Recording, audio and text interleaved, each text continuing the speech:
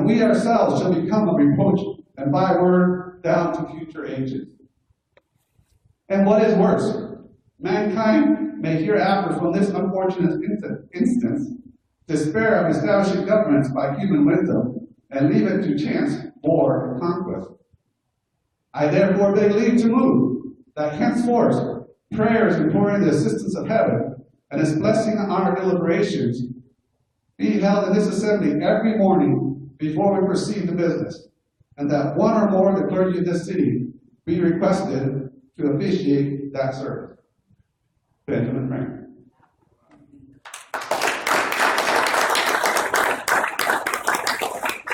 Government hasn't changed much.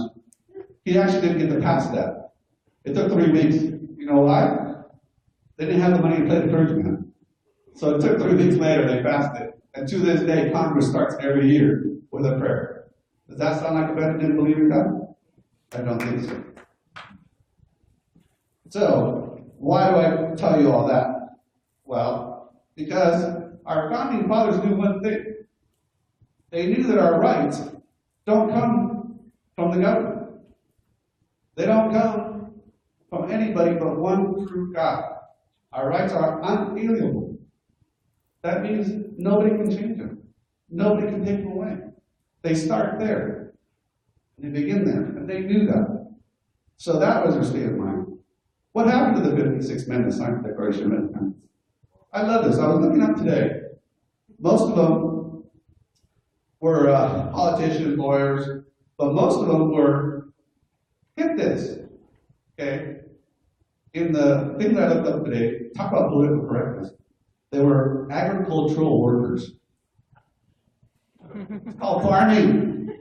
Farmers. They were farmers, not agricultural workers.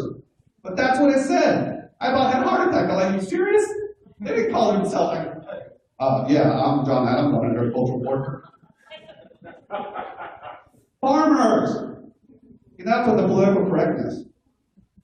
So anyways, these men, most of them were either in prison or lost everything. They gave everything they had. And I think we forget that. They didn't just sign and say, woo, we declared our country. No, they gave everything they had.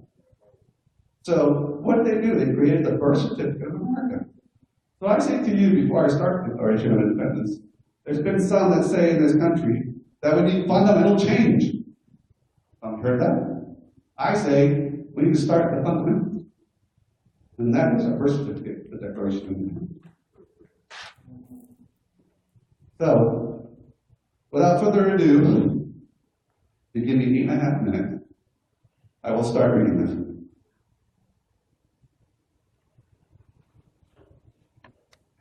By the way, I read this too. Nowhere in the Declaration of Independence does it say Declaration of Independence. Kind of an interesting fact. So here it is.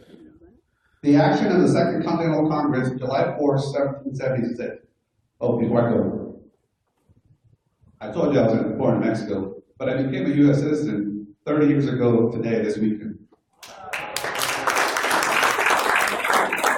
So I am an American citizen by choice. And I gave you by choice. So, action of the Second Continental Congress, July 4, 1776, the unanimous declaration of the 13 United States of America.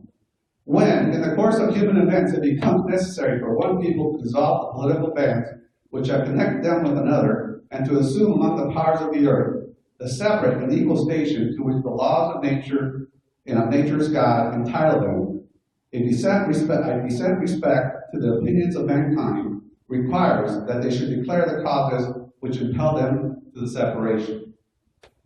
We hold these truths to be self-evident, that all men are created equal, and that they are endowed by their Creator with certain unalienable rights, that among these are life, liberty, and the pursuit of happiness. That to secure these rights, governments are instituted among men, deriving their just powers from the consent of the governed. That's us. That whenever any form of government becomes destructive of these ends, it is the right of the people to alter or to abolish it, and to institute new government, laying its foundation on such principles, and organizing its powers in such form as to them shall seem most likely to affect their safety and happiness. Prudence indeed will dictate that governments long established should not be changed for the like and transient causes. And accordingly, all experiences have shown that mankind are more disposed to suffer, while evils are sufferable, than to right themselves by abolishing the forms to which they are accustomed.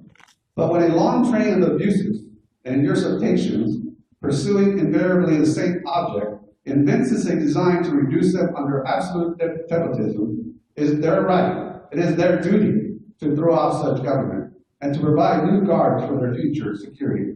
Such has been the patient sufferance of these colonies, and such is now the necessity which constrains them to alter their formed systems of government.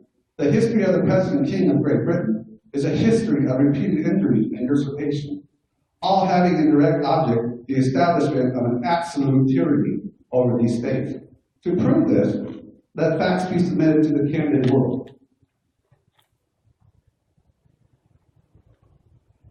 Number one, he has refused his assent to laws, the most wholesome and necessary for the public good. He has forbidden his governors to pass laws of immediate and pressing importance, unless suspended in their operation until his assent should be obtained. And when so suspended, he has utterly neglected to attend to them. He has refused to pass other laws for the accommodation of large districts of people, unless those people would relinquish the right of representation in the legislature, a right inestimable to them and formidable to the tyrants only. He has called together legislative bodies at places unusual and uncomfortable and distant from the depository of their public records, for the sole purpose of fatiguing them into compliance with his measures. He has dissolved representative houses repeatedly for opposing with manly firmness his invasions on the rights of the people. He has refused for a long time after such dissolution to cause others to be elected, whereby the legislative powers, incapable of annihilation, have returned to the people at large for their exercise, the state remaining in the meantime exposed to all the dangers of invasion from without and convulsions within. He has endeavored to prevent the population of these states for the purpose of obstructing the laws for naturalization of foreigners, refusing to pass others to encourage their migrations hither, and raising the conditions of the new appropriations of land. He has obstructed the administration of justice by refusing his assent to laws for establishing judiciary powers. He has made judges dependent on his will alone for the tenure of their offices and the amount and payment of their salary. He has erected a multitude of new offices and sent hither swarms of officers to harass our people and eat out their substance. He has kept among us in times of peace standing army without the consent of our legislatures. He has effected to render military independent of the superior to the civil power.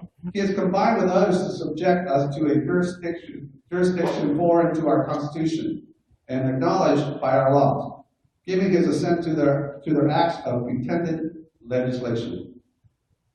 For quartering large bodies of armed troops among us, for protecting them by a mock trial from punishment for any murders which they should commit on the inhabitants of these states, for cutting off our trade with all parts of the world, for imposing taxes on us without our consent, for depriving us in many cases of benefits of trial by jury, for transporting us beyond seas to be tried for pretended offenses, for abolishing the free system of English laws in a neighboring province, establishing therein an arbitrary government, and enlarging its boundaries, so as to render it at once an example and fit instrument for introducing the same absolute rule into these colonies. For taking away our charters, abolishing our most valuable law, and altering fundamentally the forms of our government, for suspending our own legislatures and declaring themselves invested with power to legislate for us in all cases whatsoever. He has abdicated, this guy was doing a lot of that stuff. He has abdicated government here by declaring us out of his protection and waging war against us. He has plundered our seas, ravaged our coast, burnt our towns, and destroyed the lives of our people. He is at this time transporting large armies of foreign mercenaries to complete the works of death, desolation, and tyranny. already begun with circumstances of cruelty and perfidy, scarcely paralleled in the most barbarous of ages, and totally unworthy the head of a civilized nation. He has constrained our fellow citizens taken captive on the high seas to bear arms against their country, to become the executioners of their friends and brethren, or to fall themselves by their hands.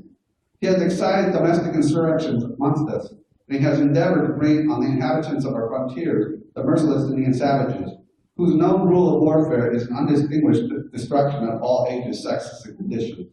In every state of these oppressions, we have petitioned for the redress in the most humble of terms. Our repeated petitions have been answered only by repeated injury. A prince whose character is thus marked by every act with which may define a tyrant is unfit to be ruler of a free people. Nor have we been wanting in attentions to our British brethren. We have warned them from time to time of attempts to be by their legislature to extend an unwarrantable jurisdiction over us. We have reminded them of the circumstances of our immigration and settlement here. We have appealed to their native justice and magnanimity, and we have conjured them by the ties of our common kindred to disavow these usurpations, which would inevitably interrupt our connections and correspondence. They too have been deaf to the voice of justice and have constantly with you. We must, therefore, acquiesce in the necessity which denounces our separation and hold them, as we hold the rest of mankind, enemies in war, and peace friends. We, therefore, the representatives of the United States of America in General Congress, assemble a plea to the Supreme Judge of the world for the rectitude of our intentions, do in the name and by authority of the good people of these colonies solemnly publish and declare that the United Colonies are of right ought to be free and independent states.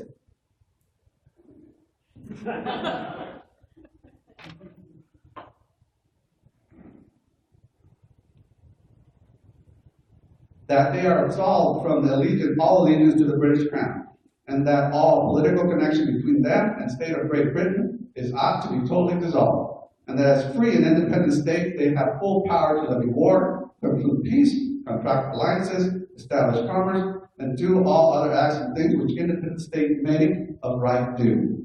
And for the support of this declaration, with a firm reliance on the protection of divine providence, we mutually pledge to each other our lives, our fortune, our sacred honor.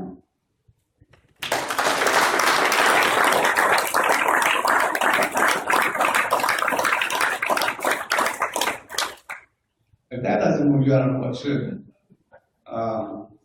I got through it without a tear.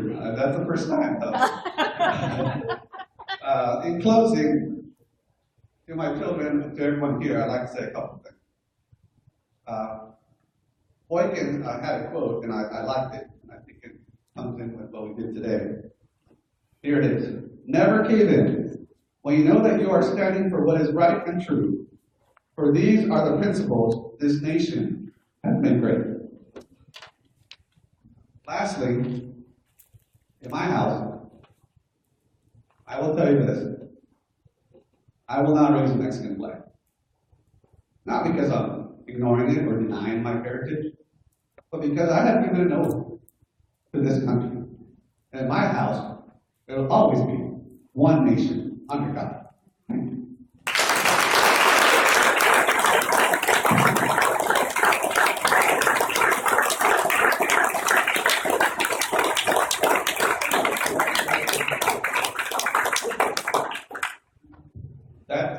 That's the speech that I had, so hopefully,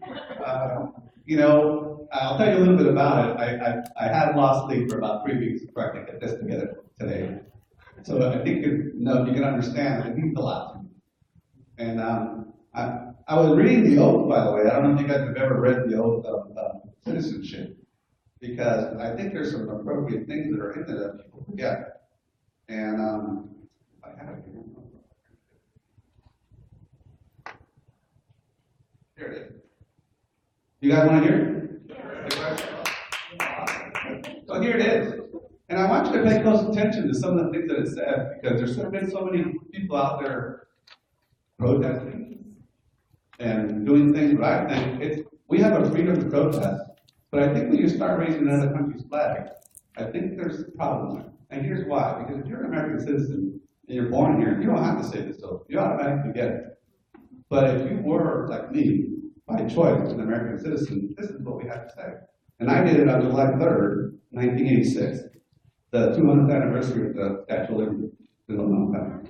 So here it is. I hereby declare on oath that I absolutely, entirely renounce and abjure all allegiance and fidelity to any foreign prince, potentate, state, or sovereignty, of whom or which I have heretofore been a subject or citizen.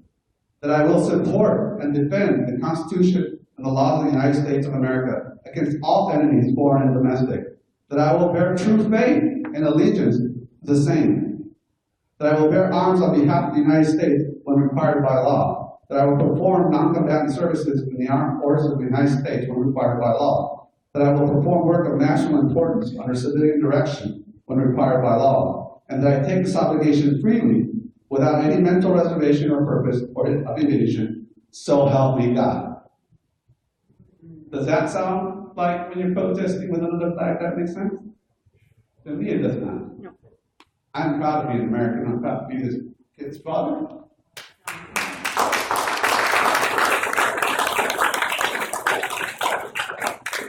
So please enjoy the lunch. And thank you for coming.